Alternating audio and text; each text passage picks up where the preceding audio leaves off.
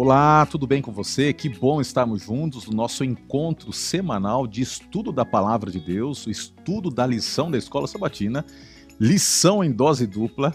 E hoje eu tô feliz da vida, que eu tô com uma dupla tremenda aqui. Rapaz, você chegou chegando, hein? Já é a segunda vez que você tá aqui comigo. E você não tá com medo, né? Porque eu tava com Covid, não pude estar com vocês semana passada. Ele segurou as pontas ao lado do meu parceiro aqui, o William. E eu tô dando risada, gente, porque esses dois aqui eu conheço de muitos carnavais, né? Um pouquinho de tempo só, né, Roger? Rapaz, tem muita história, é muita história, né? Pra quem não sabe, hoje nós estamos em lição em dose dupla, não por conta dos Wandersons, mas por conta do Roger. Esse aqui é o Roger no singular, esse aqui é o no plural, né? É verdade. E nós estamos juntos. A gente arranja uma conotação, cada semana uma conotação diferente. Esse é o singular, aqui é o plural. Bom, mas tirando os Rogers aí, nós nos conhecemos e estamos juntos desde 98, no início do curso de tempo, teológico, exatamente. História. Deve ter gente nos assistindo que fala assim, nem era nascido nessa época ainda. 98. É possível. Muitos aí. O Roger parecia uma pipa. Uma pipa sem linha voando, rapaz, de tão magro que ele era. Vou começar a contar outras histórias aqui, hein? Segura as pontas aí. Grande amigo Escovão, Wanderson, pastorzão. Você tá bem, cara? E aí? E você tá bem, William? Como é que você tá? Melhor do seu lado agora, meu amigo. Aqui é parceria total. Mesmo com... tá com Covid ainda, mas a gente se pegar, não pegou tem COVID, também. Não tem Covid não, sem Covid não. Tá Aliás, aqui todos estão já purificados. convidei a Covid a não aparecer mais na minha casa. 2 vezes já, misericórdia. Mas está vacinado, né, pastor? Vacinado, isso é tudo importante. Já passou o tempo lá da boa alimentação, da reclusão, da quarentena. 100% agora. 100%, se fosse nos tempos de colégio, aí seria pior, porque você comia muito miojo, né? Mas agora teve muita fruta, teve muita verdura, muito cuidado. Tô casado, né? Você teve participação nisso aí também, né? Tive, cara. Então tá bom, mas é tempo para uma outra história, Agora é o seguinte, o William tá sentado numa cadeira, rapaz, que essa cadeira só os grandes sentam aí nessa cadeira. A responsabilidade fica grande. Essa cadeira era... literalmente. Quem sentava aqui? Não, essa cadeira é a seguinte, quem sentava aí no passado era o Robinho, aí depois o Xará foi para essa cadeira, e essa cadeira, além dos grandes sentarem nessa cadeira, rapaz, tem cada história. Como diz aí o ditado, né? Se essa cadeira falasse. Rapaz, você sabe que então eu tenho 2 preocupações. Primeiro, representar bem quem já sentou nessa cadeira. E a minha pergunta é se essa cadeira vai ficar em pé até o final do programa. Aí eu tenho outra pergunta. Você vai sair da cadeira na metade do programa? Não. Bom, quem tá vendo e ouvindo não tá entendendo nada, mas essa cadeira, se falasse, meu amigo, vocês iam chamar a gente mentiroso. Bom, eu não presenciei muitas das histórias Robinho, aqui. Fala com o Robinho. Mas eu vou conversar com o irmão. Fala com o Robinho assistir aqui o programa, ele vai entender. O Robinho sabe o que se passou nessa cadeira. O Robinho sabe. Então tá bom. Agora, pro pessoal que tá curioso, é o seguinte. Algumas histórias já foram, outras serão escritas. Então fique conosco, participe sempre conosco e você vai saber que lição em dose dupla é uma bênção, porque você tem aqui estudo da Bíblia, você tem descontração. É em dose dupla porque você tem aqui... a preocupação em apresentarmos o ensinamento preciso da palavra de Deus, mas também fazemos a aplicação na sua vida, no seu dia a dia. E nós vamos estudar um tema incrível. Estamos, na verdade, estudando o livro de Hebreus, um livro muito rico na sua teologia. E nós vamos falar hoje sobre Jesus, que é a âncora da nossa alma. Como nós podemos ter a certeza da salvação em Cristo Jesus. Estarmos atentos também a algumas advertências, algumas exortações que são colocadas para nós ainda hoje, na nossa jornada com Deus. E eu quero, de todo o coração, desejar que você, nos próximos momentos, tenha aí um tempo agradável, pegando sua lição da Escola Sabatina, relembrando alguns tópicos que foram estudados, ou se você não estudou, tendo a oportunidade de ter agora o seu desejo aguçado para conhecer com mais profundidade o tema dessa semana. Um tema importante, e nós vamos começar com uma oração especial. Eu queria, pastor Wanderson, já fazer uma propaganda, eu tenho feito aqui sempre. Você tem como ter acesso ao conteúdo, ao resumo, né? Você já tem a lição, se não tem, você pode entrar em contato conosco, teremos um jeito de providenciar para você. E aqui nós temos um resumo, as principais ideias sintetizadas, para que você possa, especialmente você que é professor da Escola Sabatina, ter a ideia do ponto central da lição, as principais divisões, e é só você, após a conclusão aqui da nossa transmissão, você pode ir no link de descrição, tanto do YouTube quanto do Facebook, e baixar aqui esse conteúdo. Nós temos também podcasts, né? O pessoal assiste podcast aí, né? Na verdade, escuta, né? O pessoal gosta, muita gente que gosta de ouvir. O podcast chegou aí alguns anos atrás, criou uma febre, né? Tem muita gente que prefere até ouvir podcasts assim de temas religiosos, temas diversos, até mesmo do que assistir televisão, vídeos, né? É porque é prático, né, William? Você aproveita o tempo, né? Você administra melhor o tempo. Você pode ouvir o podcast no carro, indo para o trabalho, enquanto está nos afazeres da vida. O podcast é muito bom, né? Você coloca um fone ali. Eu gosto. E veja, tem um detalhe. Quando você escuta um vídeo no YouTube ou no Facebook, às vezes você fecha ou precisa minimizar o aplicativo, o vídeo ele pausa. Então o podcast ele não tem esse problema, né? Falando de administração, então ele é prático.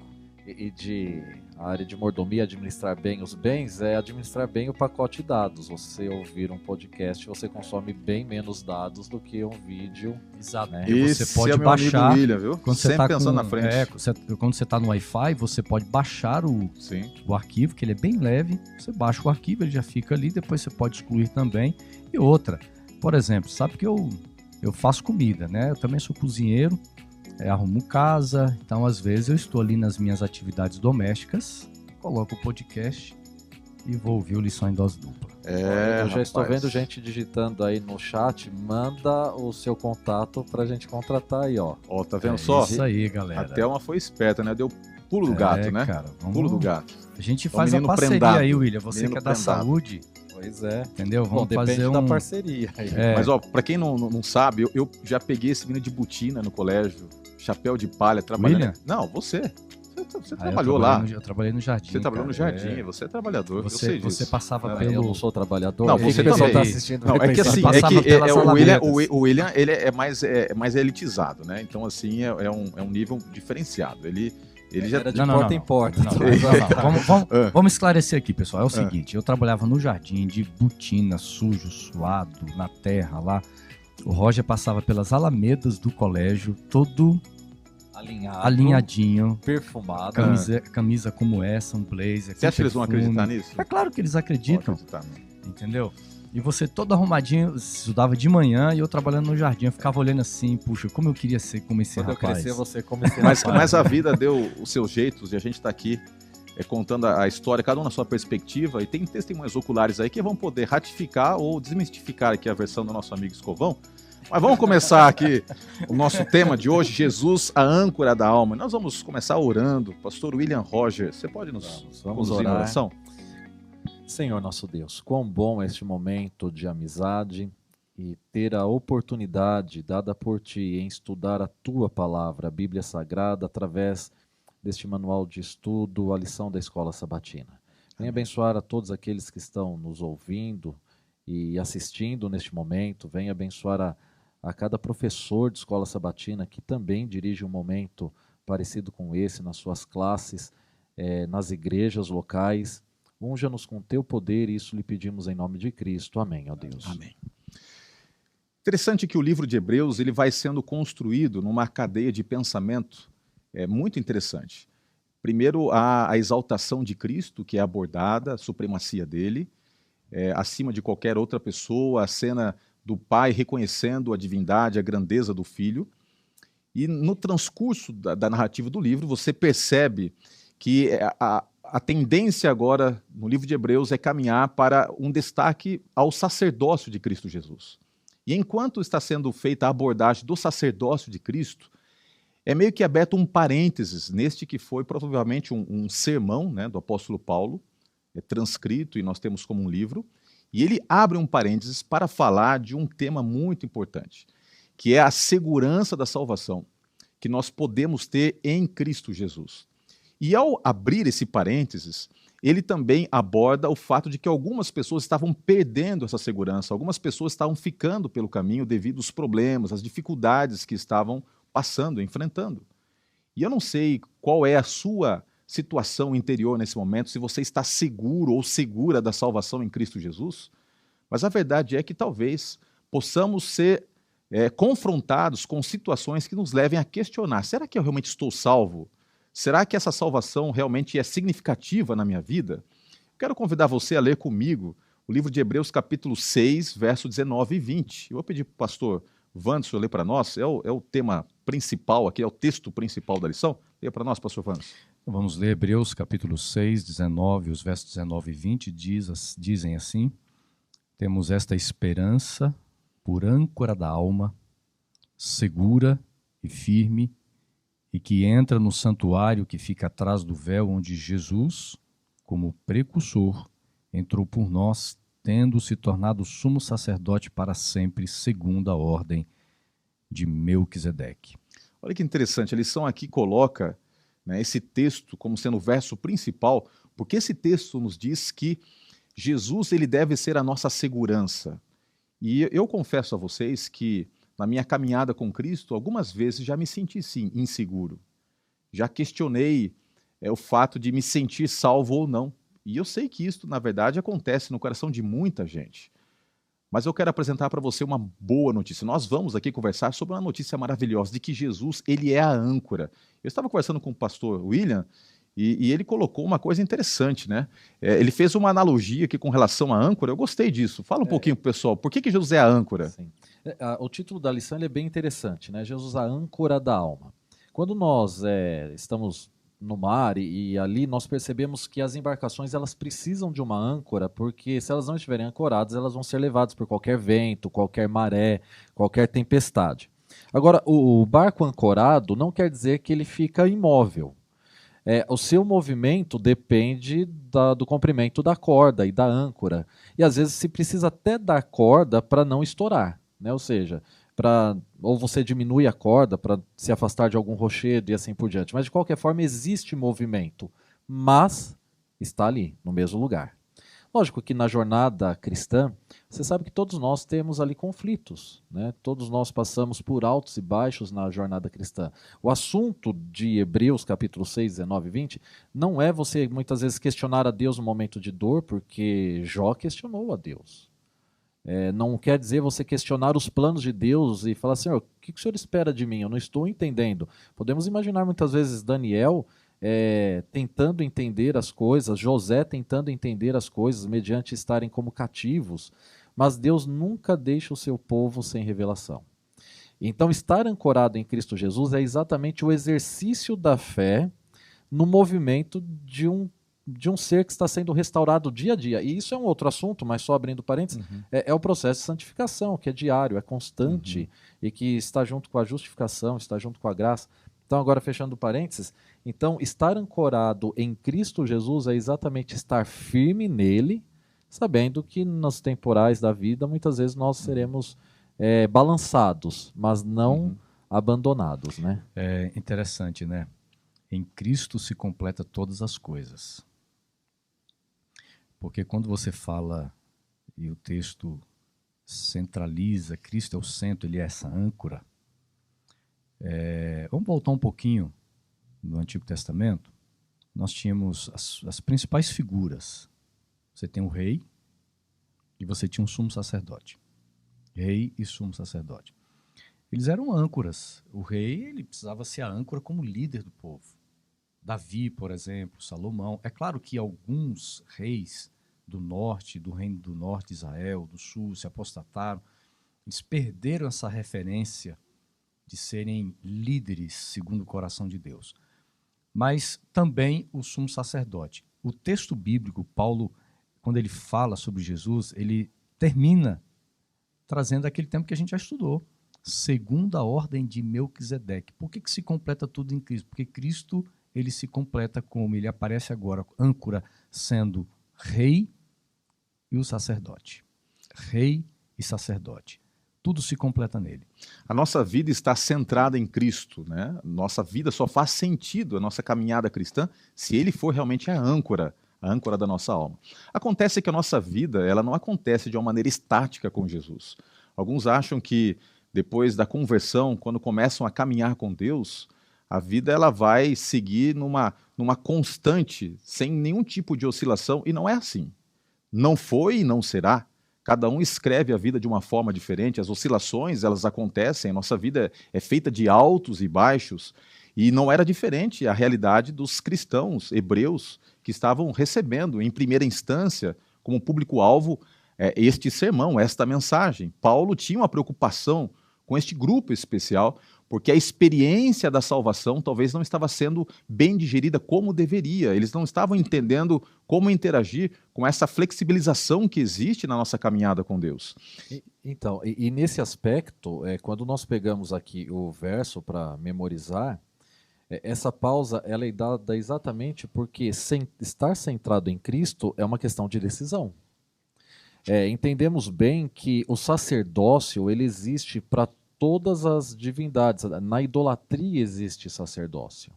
Então, o que estava sendo apresentado para o hebreu? Que agora o sacerdócio não estava mais naquele sacerdote, muitas vezes corrompido, ali no templo, que comercializava. Jesus derrubou as bancas ali na entrada do templo. Não era aquele tipo de sacerdócio. Não era também um sacerdócio baseado na salvação pelas obras, né? Por não entenderem as orientações de Deus clara, a confiança estava na circuncisão, nos rituais e assim por diante. Então, estar centrado em Cristo Jesus é um novo reino. No entanto, que quando nós pegamos o Evangelho, constantemente é apresentado, é chegada a hora do reino de Deus. Cristo Jesus veio apresentar esse reino. Então, na mente do hebreu, do judeu, estava esse processo de decisão. O meu sacerdócio, ele é centralizado no sacerdócio que eu conheço, que já estava corrompido, ou no sacerdócio real, pleno e completo em Cristo Jesus. E nas provações da vida, muitas vezes a lição traz isso, né? O apóstolo Paulo talvez estava se referindo ao deserto. Nas provações da vida, na decisão, é aquela pergunta como alguém que é imigrante. Será que na minha terra, por pior que seja, não está melhor do que agora? Porque nós estamos falando de reino. O sacerdócio pleno de Cristo em Melquisedeque é do reino de Deus. É aquele reino onde Jesus apresentou lá em Mateus, no capítulo 5, até o versículo 8, todas as bem-aventuranças e as orientações, o que significa viver o reino de Cristo. E nós vivemos hoje essa realidade, né, pastor Roger? É verdade. E nós, quando lemos aqui o livro, percebemos que Paulo, né, o autor, ele tenta chamar a atenção dos leitores para o fato de que eles, por mais que estivessem passando por um momento de transição, em que eles estavam tendo que lidar com dificuldades, provações, e alguns estavam desistindo, isso é importante ser destacado, alguns estavam desistindo, ele os convida a olhar para o fato de que eles foram iluminados, de que a vida deles não era mais a mesma. E é interessante que aqui no capítulo 6 ele vai destacando isso, que a conversão, ela gera transformação. A conversão, ela nos liberta. Se você ler, por exemplo, pode ler para nós aí, Hebreus capítulo 6, verso 4 e 5? Diz assim: Ora, para aqueles que uma vez foram iluminados, provaram o dom celestial, tornaram-se participantes do Espírito Santo, experimentaram a bondade da palavra de Deus e os poderes da era que há de vir. O 6 também? Pode ser o 6 também. Mas caíram e é impossível que sejam reconduzidos ao arrependimento, pois para si mesmos estão crucificando de novo o Filho de Deus, sujeitando a desonra pública. E quando ele vai, obrigado, pastor Wanderson, quando ele vai analisar, então, essa situação de que eles foram iluminados, de que agora eles tinham uma nova vida e que eles deveriam ser responsáveis por essa nova vida, algumas frases de impacto são colocadas aqui no texto. Frases como, por exemplo, olha, vocês provaram o dom celestial, vocês não são ignorantes, vocês provaram o dom celestial, vocês são participantes do Espírito Santo. Essas frases aqui denotam o fato de que eles tinham agora conhecimento da graça de Deus, anota aí. Eles não eram mais ignorantes, eles foram abraçados pela graça de Deus e essa graça foi introduzida pela obra do Espírito Santo. Então, essas expressões estão indicando que eles foram recebidos pela graça de Deus, eles foram tocados pela obra do Espírito Santo e eles experimentaram a conversão, né? Ao ter a boa palavra de Deus experimentada, provada na sua vivência. Eles experimentaram a conversão do Evangelho. E essa experiência que eles tiveram é uma experiência tão forte que agora eles podiam já ter a certeza de que no futuro veriam os poderes de um mundo vindouro. Que poderes são esses? São os milagres que são assegurados através do Evangelho. Eu sei que você trabalha, eu sei que você tem suas atividades profissionais, assim por diante, mas nós cremos que um dia nós veremos o poder de Deus sendo manifestado, não apenas pela fé, mas nossos olhos verão.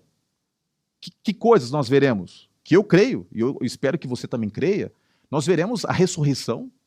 Quantas pessoas morreram ao longo de todos os séculos que estão sendo ali seladas e separadas para o dia da ressurreição? Nós cremos que essas pessoas serão ressuscitadas, nós cremos em milagres do futuro, como, por exemplo, a renovação da nossa mente e do nosso corpo. Paulo, lá em 1 Coríntios capítulo 15, fala que nós seremos transformados num abrir e piscar de olhos, nós experimentaremos a vida eterna, viver sem limites, ou seja, são coisas maravilhosas que nós já podemos viver pela fé. Só que existem outras coisas que nós vivemos também. Que coisas são essas que nós já experimentamos desde o presente? Experimentamos, né, a certeza da salvação que nos tira da morte e nos traz para a vida eterna. Nós já podemos experimentar essa vida eterna. Nós temos a certeza da renovação da mente, nós temos a certeza da vida eterna em Cristo Jesus. Ou seja, nós não vivemos apenas olhando para o futuro, nós já podemos, desde o presente, viver essas coisas lindas que Deus nos dá. Porque, pastor Wander, a questão é o seguinte: tem muito cristão que fica olhando só para o futuro. E aí se desanima, porque quando ele olha para o presente, quando ele se depara com o presente, ele pensa assim, ok, eu sei que Jesus vai voltar, eu sei que essas coisas lindas um dia vão acontecer, os poderes do mundo vindouro um dia vão se manifestar, mas eu estou desempregado, eu estou orando há 1 ano e estou aqui desempregado. O meu casamento está sendo destruído e parece que nada acontece. A ideia é de que, no presente, o evangelho não é tão eficaz. E o que o livro de Hebreus nos mostra é que as coisas lindas que vão acontecer lá, de certa forma, já estão acontecendo conosco, aqui no presente. Isso não é um fato? Exatamente. O Paulo, aqui no livro de Hebreus, ele traz, por exemplo, a ilustração, ele usa a história de Israel para clarificar para os leitores da sua carta. Ele usa essas histórias para clarificar o que ele queria dizer. Então, por exemplo, ele fala do deserto, né? A vida, a construção da nossa vida espiritual, quem faz é Deus. Às vezes nós achamos que nós é que estamos construindo a nossa jornada. Deus que constrói. Então você fala, por exemplo, das dificuldades, adversidades que a gente enfrenta hoje, né? Deus, quando tira o povo do Egito, ele não colocou o povo dentro de um navio e cortou o caminho e foi de uma forma mais rápida e tranquila. Eles precisaram passar pelo deserto. O deserto constituía um ambiente não só físico, mas também espiritual para preparar um povo para que eles pudessem entrar na terra prometida. E é interessante que a forma como Paulo vai abordando aqui, Paulo diz o seguinte, que as pessoas, o povo que andou no deserto, muitos deles, mesmo com as evidências tão claras da presença de Deus, da manifestação de Deus, do poder milagroso de Deus, se perderam, se apostataram. Não creram. Mas também, por um outro lado, houve muitos que trilharam o deserto, tiveram tantas dificuldades, mas creram no poder de Deus. Então veja, a grande questão aqui não são as circunstâncias que é o ponto central, mas é a forma como eu vejo Deus agindo nas circunstâncias em meu favor.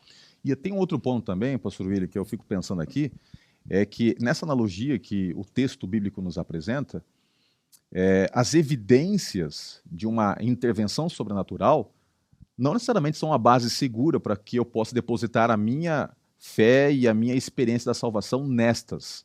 Porque alguns pensam assim, olha, se Deus mandasse um anjo, né? Se amanhã o meu problema do emprego fosse resolvido, se eu visse, né, eu creria.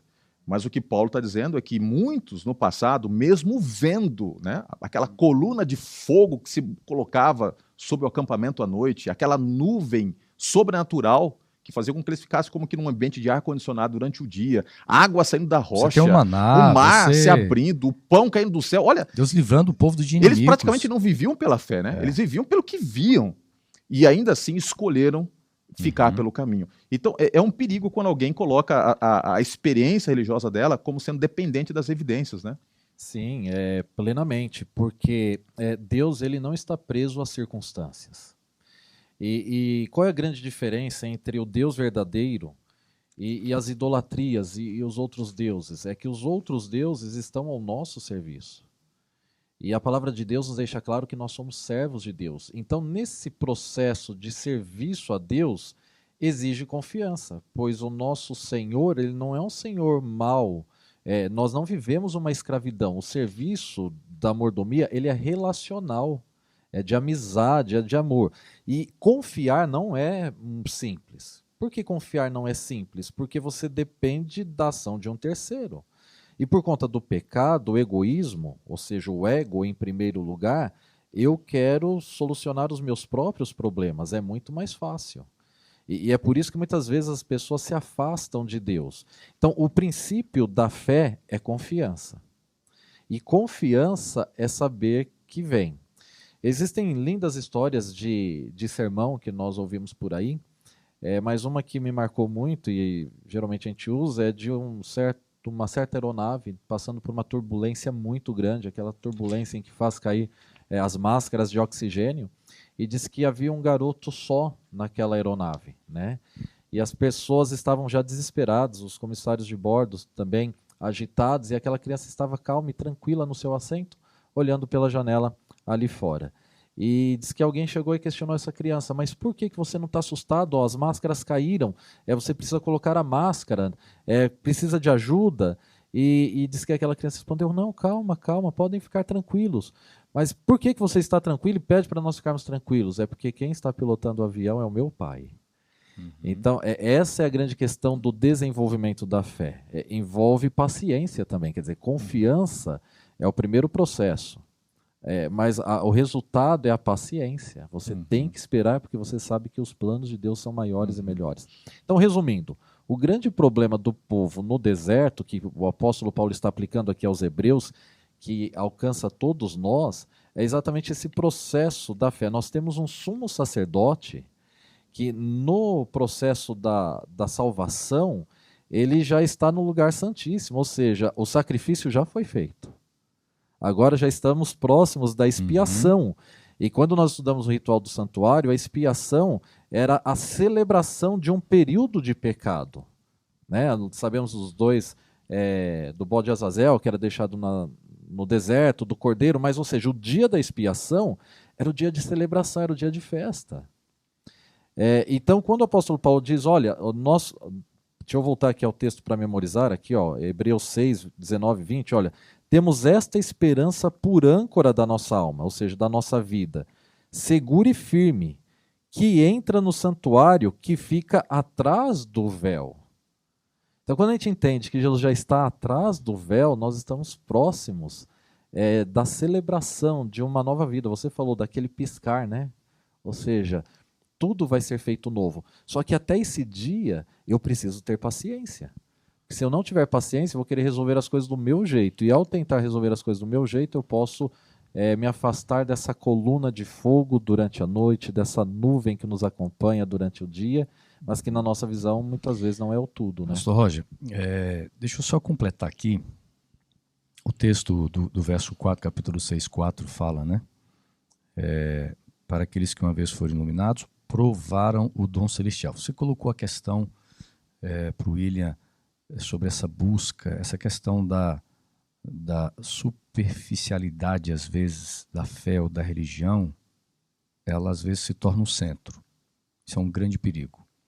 O texto diz assim, provaram o dom celestial. Essa palavra provaram, ela está no sentido de você provar algo que você não conhecia, algo desconhecido. Assim como Jesus, ele morreu como ser humano, e ele experimentou, passou pela morte, algo que ele não conhecia, e eu começo a pensar o seguinte, esse é o convite de Deus para nós. Provar, experimentar o dom celestial. E nós entendemos, você até colocou aqui no seu resumo, que esse dom celestial é algo oferecido por Deus. É aquilo que não é feito por mãos humanas, pela criatividade humana. Muita gente está centrando a vida espiritual, a vida religiosa, somente naquilo que ela experimenta, aquilo que é feito por mãos humanas, que não deixa de estar certo. É certo, por exemplo, vamos ser práticos aqui. A gente assiste um culto na igreja, tem ali as músicas, tem ali o momento da adoração, tudo aquilo que nós participamos. Só que o convite de Deus é o seguinte: eu quero que você entre numa caminhada para você descobrir aquilo que vem do meu trono para a sua vida. Uma delas, experimentar a salvação. Quantos cristãos hoje, eles não vivem a alegria da salvação, Roger? Não vivem, eles não conseguem entender a alegria da salvação. Eles acham que salvação é um caminho construído pelos seus méritos, por aquilo que ele faz, por aquilo que ele acha que tem que ser. E a Bíblia é muito clara, eu até anotei aqui, ó, esse ser iluminado, que é a conversão, libertação do pecado, é um ato divino. A gente tem que experimentar o ato divino na nossa vida. É experimentar uma oração que é muito mais do que aquela oração comum que a gente faz. Algo que é desconhecido para nós. E Deus quer nos levar, no seu amor e na sua graça, a experimentarmos aquilo que a gente ainda não experimentou como cristãos. Há tesouros escondidos que Deus quer revelar para a gente. É verdade. E tem um detalhe importante aqui, só para a gente avançar um pouquinho, é que uma vez que a pessoa é iluminada pela salvação, essa salvação ela também confronta os nossos paradigmas, a maneira como nós vivemos. E essa pessoa que agora passa a viver a salvação, ela é confrontada com uma verdade absoluta. Ela nunca mais vai ser a mesma. Porque ou ela vai aceitar e continuar nesse caminho, ou em algum momento ela vai rejeitar. O plano da salvação sempre irá nos confrontar. Ou nós aceitamos, ou nós rejeitamos. Uhum. E a grande questão aqui é que alguns que haviam no passado aceitado essa nova proposta de vida, de um reino, né, um reino espiritual, o reino de Deus, em detrimento do reino deste mundo, estes agora estavam crucificando novamente o Filho de Deus. E como é que alguém pode crucificar novamente o Filho de Deus? Então, aqui tem um ponto interessante. Aquele que aceita viver pela fé e caminhar com Cristo, ele tem que entender que ele não se manda mais. Não é o que ele quer, não é o que ele pensa, não é o que ele acha, não é como eu vou usar o dinheiro do jeito que eu quero, não é o que eu vou fazer com os meus prazeres. Não é assim. Meu próprio corpo, o meu próprio tempo. corpo, não. Ele tem que se sujeitar à direção de Deus. E aí vem um grande ponto. A salvação nos confronta a uma mudança de vida. E aqui o autor, com muita maestria, ele coloca que nós devemos... Ele faz uma ponte, né, com alguns versos bíblicos que Jesus, inclusive, usou, que aquele que é nascido de novo, ele deve tomar a sua cruz, negar a si mesmo. Tomar a cruz e negar a si mesmo significa que, ao vivermos a salvação, nós precisamos crucificar. Crucificar. Todos os dias nós precisamos crucificar. Crucificar o quê? 3 coisas que eu queria colocar. Primeiro, o mundo. Paulo dizia isso, né? Gálatas capítulo 6, verso 14. Crucificar o mundo. O que ditava o ritmo da vida dele não era mais os padrões estabelecidos pelo mundo. Segundo, crucificar a velha natureza. Em Romanos 6, você vai ver isso claramente, tá? Paulo também coloca de maneira muito didática ali que aquele que está em Cristo, ele tem que crucificar a velha natureza, porque nós temos uma natureza que nos puxa para o pecado e que compete com os valores estabelecidos pelo reino. E terceira coisa, nós temos que crucificar os nossos desejos, a concupiscência, né? O que é concupiscência? Os desejos incontroláveis da carne, né? Então, aquele que caminha com Cristo, ele precisa ter uma vida de cruz, uma vida de morte. A tua cruz não é a tua sogra, a tua cruz não é o trabalho difícil que você enfrenta. A tua cruz é você ter que se matar nesse processo para que Cristo viva em você e não o seu eu. Agora, alguns, em algum momento da caminhada, não querem mais experimentar essa experiência de morte, porque é uma experiência dolorosa. E aí que entra o ponto que eu quero ler, que é um texto assim, bem exortativo, que está no capítulo 6, verso 6. Sei que já foi lido, mas você está sendo um leitor oficial. Lê para mim de novo aí, pastor. Vamos lá. Mas caíram, é impossível que sejam reconduzidos ao arrependimento. É um mistério esse texto aqui, mas vai deixar de ser. Por que que alguns, né, que não aceitaram mais viver essa vida de morte para o eu, eles são agora sentenciados, de forma que o texto é muito forte. É impossível que sejam aqueles que outrora foram iluminados, novamente renovados para o arrependimento. Será que Deus coloca um selo dizendo assim, não vou dar mais oportunidade para você? Qual é o ponto aqui? Veja bem, o ponto aqui não é que Deus não dá para alguém que se rebela no processo a oportunidade de retornar. Você vê quantas pessoas que receberam a segunda, a terceira, a quarta, a quinta chance, e Deus seria até contraditório se em Cristo Jesus nos ordenasse a perdoarmos 70 vezes 7, se ele mesmo não tivesse disposto a fazer isso. Mas por que alguns pecam para a morte? E João vai estabelecer isso na sua epístola, né? Que alguns pecam para a morte, há pecado para a morte. E ele diz assim, ó, digo que por esse não orem, tá? Qual é a diferença aqui, pastor Vannes? O texto, eu completo a leitura, diz assim: pois para si mesmos estão crucificando de novo o Filho de Deus, sujeitando a desonra pública. É interessante porque aparentemente o texto bíblico ele argumenta que quando você peca, você não tem mais acesso à graça de Deus. E vale lembrar que Paulo está escrevendo a cristãos aqui, a pessoas religiosas. É uma carta pastoral. Ela é uma carta teológica, mas ela é pastoral. Porque Paulo está preocupado com a vida espiritual. Ele está preocupado com a apostasia. Ele está preocupado com os efeitos das circunstanciais que estavam afastando pessoas de Cristo. Então, veja, aí respondendo a sua pergunta, né, o autor da lição ele colocou aqui uma frase muito interessante, que ele diz o seguinte, que, na verdade, o problema não é somente a luta entre a natureza carnal, a natureza espiritual, a carnal vence a espiritual, né? E por isso ele não tem mais acesso à graça de Deus, ele não pode se arrepender. Mas ele diz o seguinte, que este pecado se refere à pessoa que, após ter experimentado salvação, ela foi alcançada pela obra de Deus, como nós já mencionamos aqui. É obra de Deus, é o dom de Deus, é aquilo que foi oferecido por Deus, são as marcas do sacrifício de Deus, de Cristo. Ela experimentou isso de uma forma verdadeira, genuína. O que ela acontece? Ela agora, por decisão própria, ela decide que Cristo é uma ameaça à sua vida. Aí a gente vai chegar no próximo passo. Veja bem, aqui nós temos a lição abordando essa temática de Hebreus capítulo 6, dizendo que os cristãos, aqueles cristãos que recebiam a mensagem, eles tinham sido iluminados pela salvação.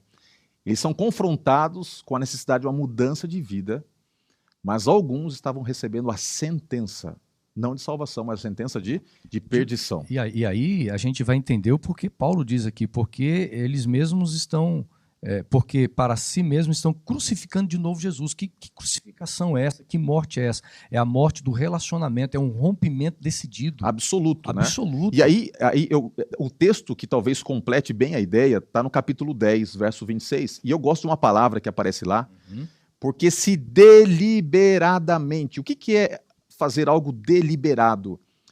No Antigo Testamento, a gente vai ter essa ideia de fazer um pecado deliberado associado à imagem de alguém que peca com a mão erguida. Você vai ver alguns textos do Antigo Testamento que nos traz essa imagem de pecar com a mão erguida. O que é pecar com a mão erguida? É você não apenas se afastar de Deus, não apenas cair, mas se rebelar por escolha própria, endurecendo o coração e decididamente escolhendo viver sem Deus. Ou seja, deliberar não é apenas cometer o pecado, é escolher se lambuzar no pecado e escolher rejeitar a oferta para a solução ao pecado, que é a graça. Viu, Roger? Só um pouquinho, William. Para eu não perder aqui o que eu estou pensando agora, porque o pensamento vem e vai embora rapidamente. Mas veja bem, muita gente pode até agora se confortar no seguinte aspecto: não, mas eu aceitei Jesus, meu relacionamento com ele está tudo certo, mas vamos lá.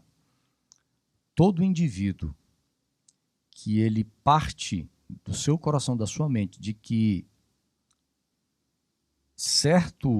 de que de alguma maneira ele precisa participar na salvação, ele está entrando nesse problema aqui. Ele está matando um relacionamento com Cristo. De que aspecto? Paulo deixa bem claro, Cristo ele é rei, ele é sacerdote. A partir do momento que eu me esforço para fazer algo para alcançar a salvação, eu estou também matando o meu relacionamento com Cristo no aspecto dele como meu sumo sacerdote. Fazendo a parte que não me corresponde, no caso, né? Exatamente. Então, você colocou muito bem aqui, mas aí a gente amplia isso nessa compreensão, porque muitos hoje no meio cristão, eles estão vivendo o que Paulo está dizendo aqui, ó, ele está matando o relacionamento com Jesus. Mas, pastor, mas eu oro, eu falo com ele, eu leio a Bíblia, mas o teu relacionamento com Cristo está morto no sentido de você reconhecer o sacrifício completo que Jesus fez e como sumo sacerdote, em você entender que Jesus, ele faz tudo para te salvar e nós não fazemos nada. Deixa eu falar uma coisa, resumindo tudo que você falou, se é que você pode concordar comigo, quando você escolhe viver a vida cristã, no sentido de fazer para ter, você está caminhando para a morte. Exato. Você não faz para ter. Quando você faz é porque alguém já fez por você. E eu percebo que muitos se sentem frustrados nessa perspectiva. Porque crucificar, novamente, o Filho de Deus é querer fazer o que só Ele pode fazer. Só Ele morreu para que nós pudéssemos ter expiação e perdão. E quando eu quero obter a aceitação, perdão e expiação pelo meu próprio merecimento, eu estou também sacrificando novamente o Filho de Deus. Agora, no capítulo 6 ainda, nesse texto tão importante da Bíblia, e que bom que nós temos o capítulo 6 de Hebreus, que esclarece tantas coisas, ele vai ser mais duro ainda ao especificar quem são aqueles que estão sentenciados à perdição. E nós temos aqui 3 expressões, pastor Williams, 3 expressões. A primeira expressão, até coloquei ali no resumo, pisar o Filho de Deus, tá? É uma expressão forte. Quem são aqueles que estão sentenciados? Não há o que fazer, estão sentenciados à perdição. Os que pisam o Filho de Deus, os que profanam o sangue da aliança e os que insultam o Espírito da graça. O que significa essas 3 coisas aí, pastor William? Eu gostaria de ler aqui Hebreus 10, 26, especificamente, porque para entender esses 3 conceitos, nós precisamos vir aqui à Bíblia, e o texto nos diz assim: por quê? Se vivemos deliberadamente em pecado. Aqui nós precisamos, primeiramente, definir o que é pecado para nós. Nós sabemos que muitos entendem que pecado o estado pecaminoso, ele é resultado da prática do pecado. É aquela famosa pergunta: eu sou pecador porque eu pratico pecados, ou eu pratico pecados porque eu sou pecador? Então, resumindo, indo direto à resposta, a Bíblia Sagrada nos deixa claro que nós nascemos em pecado, nós somos pecadores independente dos atos pecaminosos. Então, quando o texto de Hebreus, quando o apóstolo Paulo diz que vivemos deliberadamente em pecado, é exatamente, linkando com o que já foi dito, é a rejeição da graça de Cristo. E ao rejeitar a graça de Cristo, então pisar o Filho de Deus, né, pisar nesse relacionamento, é exatamente não desejar viver o governo de Cristo. Né? Ou seja, eu não quero viver esse governo. Não quero que ele me mande, né? Exatamente. Ainda que aparentemente eu possa achar que estou no governo de Cristo. O nome disso é legalismo, é a confiança naquilo que eu faço. Como vocês já disseram muito bem. Profanar o sangue da aliança, então é exatamente isso. Ou seja, a confiança está no que eu faço e não no que Jesus fez na cruz do Calvário. Porque não existe salvação sem a ação de Cristo. Então o texto continua dizendo o seguinte: depois de termos recebido o pleno conhecimento da verdade, já não resta sacrifício pelos pecados. Por que não resta sacrifício pelos pecados? Porque eu estou me auto-sacrificando. Estou rejeitando o sacrifício de Cristo. O sacrifício é eu não comer aquela comida e comer só essa. Então acho que se eu tiver essa única dietética, então eu anulo o sangue de Cristo e eu estou me tornando melhor porque a minha dieta é essa. Entendam bem, aqui nós precisamos de ter um equilíbrio muito grande. Nós não estamos autorizados a viver em pecado. É uma questão de entender quem é o meu expiador, quem expia os meus pecados, não sou eu mesmo. Então isso é pisar o sangue, profanar o sangue da aliança, é exatamente querer a expiação dos pecados por qualquer outra teoria. E esse é o problema de hoje em dia. As pessoas têm muitas opiniões. Eu acho que essa música isso, ou eu acho que aquela alimentação aquilo, ou para santificar ou para afastar. E quanto mais se discute alguns aspectos da vida cristã, menos se fala de Jesus.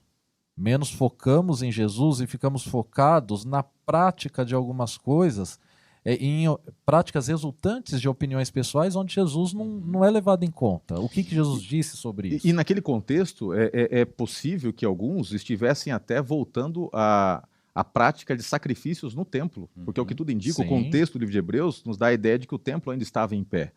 Então é possível que alguns cristãos, em vez de se apegar ao sacrifício de Cristo na cruz, estavam lá 9 horas da manhã, 3 horas da tarde, participando de todo aquele ritual de morte de animais, ou seja, porque eles estavam também rejeitando o sacrifício de Cristo Jesus. Não apenas por práticas aparentemente boas, né? Porque era uma prática aparentemente comum e plenamente aceitável antes da cruz, que alguém que vivesse no reino de Deus, de certa forma, praticasse aquilo, mas deixaram de viver a excelência do que significa o reino, né? Ou seja, viver a realidade do verdadeiro Cordeiro. Roger, e quando Paulo fala a pessoas que um dia foram ocupadas o seu coração por Cristo, lá no capítulo de Hebreus, capítulo 1, verso 13, diz assim, a qual dos anjos Deus alguma vez disse, senta-te à minha direita até que eu faça dos teus inimigos um estrado para os teus pés? Ou seja, os inimigos de Deus são colocados embaixo dos seus pés. Isso se aplica ao texto aqui, essa expressão, pisou o Filho de Deus. Imagina alguém que andou com Deus, alguém que um dia creu em Jesus, agora ele o considera abertamente, pelos seus atos, pelas suas decisões, né? Dentro de um cenário espiritual, porque aqui Paulo não está falando para um grupo de cristãos que apostataram e se tornaram perseguidores de cristãos. Mas ele está falando de espiritualidade. Ele está falando de vida prática, cristã e religiosa. Na verdade, o assunto é adoração, porque a prática religiosa resulta em adoração. Exato, então, é quem governa o coração, o trono. Exato, como nós falamos no início da lição, que foi instituído por Deus, mas eles se afastaram das ordenanças, eles não entenderam qual era o objetivo do sacrifício do cordeiro, da circuncisão, assim por diante, e tornaram isso o Deus deles, e aí Jesus é tirado de foco. Então esse é o grande problema. Não é necessariamente perseguir ou se tornar um anticristo, mas é achar que eu posso ter um relacionamento com Deus sem sacerdócio. Agora, depois de exortar, e as exortações não são muito boas de ser digeridas às vezes, né? Quando alguém te repreende, às vezes aquilo machuca. Mas há uma sensibilidade também aqui do autor, depois de estabelecer a exortação, de colocar uma perspectiva de esperança, de que ele cria que aquela exortação geraria bons frutos, de que aquela exortação promoveria uma mudança.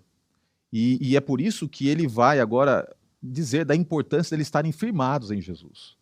Não apenas escutar as reprovações, mas agora se firmarem naquilo que ele está colocando como sendo o ideal de uma vida cristã. E ele destaca também algumas coisas boas que estavam acontecendo.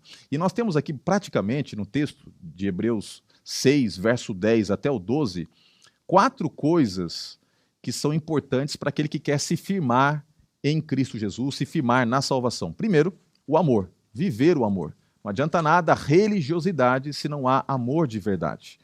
Aliás, não há melhor maneira de você mostrar a conversão se não for através de atos de amor. Viu, Roger? Pois não.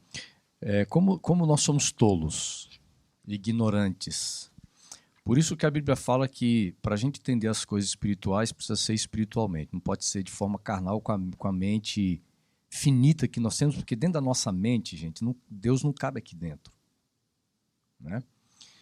Aí você está falando de amar a Deus, evidências. Como é que a gente mostra evidências do amor a Deus? Aí tem gente que pensa assim, não, eu vou mostrar que eu amo a Deus, eu vou para a igreja de terno e gravata, porque se eu não for de terno e gravata, eu não estou amando a Deus. Eu mostro que eu amo a Deus assistindo todos os cultos da igreja, porque se eu faltar um culto da igreja, então eu não estou mostrando que eu amo a Deus. E quando a gente vai no evangelho, né, é tão simples. Já perceberam que o evangelho é descomplicado? E a gente complica? Igual o William falou, né, William? Às vezes a gente fica na periferia discutindo coisas, né? Não, porque se você comer isso, é porque você não ama a Deus. Se usa gravata, não usa gravata. Se você viver o cristianismo assim, você não ama a Deus. Então você tem que mudar. O evangelho é tão simples, prático, mas ele é difícil de viver porque a gente quer pegar outros caminhos. Então, por exemplo, que está falando a lição da escola sabatina, né? Quando eu tenho atos de misericórdia para com o meu próximo, aí sim eu estou mostrando que eu tenho amor para com quem?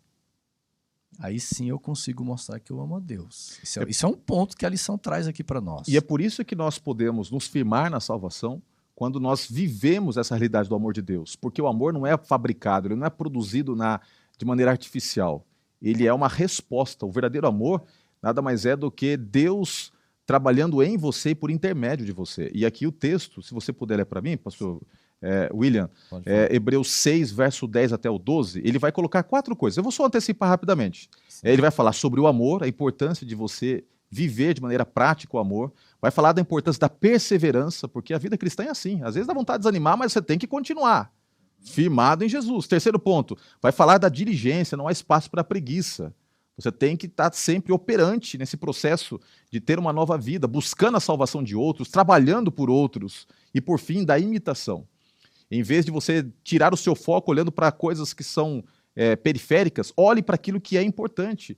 Tenha o seu foco em pessoas que valem a pena realmente ser um referencial. E ele vai colocar aqui, por exemplo, a questão de Abraão, que foi um grande referencial, os heróis da fé, Jesus, que é o principal de todos. Mas lê o texto para nós aí. Tá. Vamos lá. Hebreus 6, eu vou ler a partir do 9 até o 12. Pode diz ser. Assim, olha. Quanto a vós, outros, todavia, ó amados, estamos persuadidos das coisas que são melhores e pertencentes à salvação. Ainda que falamos desta maneira, porque Deus não é injusto para ficar esquecido do vosso trabalho e do amor que evidenciastes para com o seu nome, pois servistes e ainda serves aos santos. Desejamos, porém, continue cada um de vós mostrando, até o fim, a mesma diligência para a plena certeza da esperança, para que não vos torneis indolentes, mas imitadores daquele que, pela fé e pela longanimidade, herdaram a promessa. Que coisa linda, né? Quando você caminha com Cristo, estes passos eles fluem naturalmente, né? O amor, a perseverança. Outro passo muito importante é a diligência, você estar sempre operante no processo, tendo referenciais saudáveis, especialmente o maior de todos, que é Jesus. E nós vamos concluir essa lição tão linda, esta sessão aqui do capítulo 6, em que é feito um parênteses aqui no sacerdócio de Cristo para mostrar como é que a gente pode viver essa vida cristã, falando sobre a garantia da nossa salvação. Olhar para Jesus, olhando firmemente para o autor e consumador da nossa fé, Cristo Jesus. Faz toda a diferença olhar para Jesus. Faz toda a diferença entender que nós podemos ter a certeza de salvação porque Ele é por nós. Ele é Emmanuel, Deus conosco. E basicamente, o texto nos dá 2 pontos que nos asseguram da garantia da salvação. O primeiro é a garantia de que Deus jurou. Deus jurou. E quando Deus jurou que aqueles que caminhassem com Ele poderiam receber a salvação, e eu até vou pedir para você ler, pastor Vantes, por favor, Hebreus 6, 17 a 20, lê rapidamente para nós aí, Hebreus 6, 17 a 20. O texto diz assim: querendo mostrar de forma bem clara a natureza imutável do seu propósito para com os herdeiros da promessa, Deus o confirmou com juramento, para que por meio de 2 coisas imutáveis, nas quais é impossível que Deus minta, sejamos firmemente encorajados, nós que nos refugiamos nele, para tomar posse da esperança a nós proposta. Olha que coisa interessante. Até o 18, tá? Até o 18? Ó, é interessante o seguinte, quando o homem promete alguma coisa, ele pode falhar. Nem sempre nós conseguimos cumprir nossas promessas, mas Deus ele pode jurar, porque Ele tem autoridade para isso. Ele não apenas assegura, mas Ele faz com que a sua palavra se cumpra. Ele é hábil e competente para isso. E Ele assegurou que quem nele estivesse, que quem estivesse em Cristo, Ele jura que esses terão a certeza da salvação. E Ele não mente nos seus juramentos. É muito bonito porque o tema da lição de quinta, essa garantia da salvação que a gente tem em Jesus, que é a âncora da alma, nós vamos perceber no texto bíblico. A Bíblia é maravilhosa. Não são os nossos argumentos que as pessoas devem se ancorar. É na palavra, em Cristo. E o texto diz assim, ó, nós que nos refugiamos nele. Nele. Nos refugiamos em Cristo. Era uma época de perseguições. Muitos tinham que fugir, se refugiar, quem sabe, em montanhas. E essa foi a história cristã, né? A gente tem a história, por exemplo, dos valdenses, que se esconderam ali nas regiões do norte da Itália, nos Alpes italianos e suíços, fugindo da morte. E Paulo diz assim, gente, nosso refúgio é Cristo. Coisa linda, hein? É bonito demais. João, por exemplo, quando foi colocado na ilha de Patmos, né, sozinho ali, sozinho que eu digo assim, ele não tinha a companhia da igreja, dos irmãos, mas ele teve a companhia de Cristo, de Deus, dos anjos ali, e João recebeu uma visão, onde ele viu Cristo no trono. E essa âncora, nós precisamos entender que não são as estruturas humanas, embora as estruturas humanas elas sejam importantes, né? Então, por exemplo, eu preciso de dinheiro, eu preciso de saúde, a gente procura médico, procura o banco, procura o supermercado, procura as estruturas que o ser humano construiu para nos dar segurança. Mas Paulo diz assim, que no momento do desespero, ou em qualquer momento da vida, a nossa real segurança e o refúgio é Cristo. João encontrou isso. É verdade. Em Jesus, lá na ilha de Patmos. E aí, terminando aqui a minha fala, porque Paulo fala dessa ascensão, Cristo como o precursor que entra no lugar santo, no Santíssimo, como sumo sacerdote, a gente entende o seguinte, a ascensão de Jesus, ela nos garante a certeza da salvação. Então, olha só, duas coisas. Primeiro, nós podemos ter acesso a essa salvação porque Deus jurou de que aqueles que nele estivessem, aqueles que confiassem na sua palavra, poderiam tomar posse dessa salvação. E Deus não apenas deu a sua palavra, Deus pagou o preço para que a palavra se tornasse carne. Não é verdade? E o verbo se fez carne e habitou entre nós. Ele deu a sua palavra, mas ele entregou a sua palavra através da encarnação de Cristo Jesus, evidenciando o seu amor pela humanidade, morrendo por mim e por você na cruz. Ali Cristo Jesus estava pagando o preço, mas ele subiu. E como o pastor William enfatizou aqui durante o estudo, ele ascendeu e na presença do Pai, além do véu, ele exerce dois ofícios. Ele é o cordeiro, ele é o sacrifício, mas ele também é o sacerdote. E logo ele vai se manifestar como o rei vindouro. A própria ascensão de Cristo, a sua atuação como o nosso advogado, à destra do Pai, nos dá a certeza de que nós, em Cristo Jesus, temos a salvação. Portanto, ficar pelo caminho não é uma opção quando você coloca os seus olhos sobre Cristo, o autor e consumador da fé. Eu sei que talvez você, nesse momento, esteja passando por algumas dificuldades, alguns problemas, e somos, às vezes, tentados a repensar todo esse processo. Será que vale a pena continuar caminhando com Jesus? Mas eu desafio você a olhar para Jesus, a nossa âncora segura. Se nós tivermos com o nosso olhar em Cristo, não ficaremos pelo caminho. E essa era a certeza e a expectativa que o autor de Hebreus tinha, o grande apóstolo Paulo, de que aqueles cristãos ouviriam o seu discurso e que seriam agora firmados em Cristo Jesus.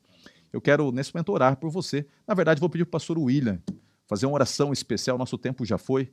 Foi uma alegria muito grande tê-los aqui conosco. Muito obrigado pela presença sempre incrível de vocês dois. Virão outras vezes, se Deus quiser, né? E pela graça dele. Pastor William, você nos despede com uma oração especial. E muito obrigado por você ter acompanhado, ter participado desse estudo. E, mais uma vez, uma propaganda aqui. Aproveite na descrição do vídeo para ter acesso à síntese, à suma dos fatos que foram aqui abordados. Muito bom, isso mesmo. Vamos orar então, todos nós. Senhor, nosso Deus, em nome de Cristo Jesus, o autor e consumador da nossa fé, nós lhe pedimos o perdão do nosso pecado, que é colocar o eu antes das coisas. Muitas vezes até fazemos coisas boas, coisas recomendadas por ti, mas o problema é que quando colocamos aquilo que o Senhor nos recomenda em primeiro lugar, nós estamos colocando Jesus em segundo. E o que nós mais precisamos fazer é ter Cristo Jesus no trono do nosso coração, em primeiro lugar da nossa vida, porque sabemos que as demais coisas serão acrescentadas, sabemos que Cristo completa o incompleto que existe em nós, e que aquilo que fazemos como resultado do desejo humano em te adorar em espírito e em verdade, possa ter o seu local correto, que é simplesmente uma expressão de amor a ti. Senhor nosso Deus, venha abençoar a cada estudante da Bíblia Sagrada. Venha abençoar a todos aqueles que nos assistem e nos ouvem. Isto lhe pedimos em nome de Cristo. Amém, ó Deus. Lição em dose dupla, semana que vem nos encontramos. Fique com a presença e a graça de Deus na sua vida.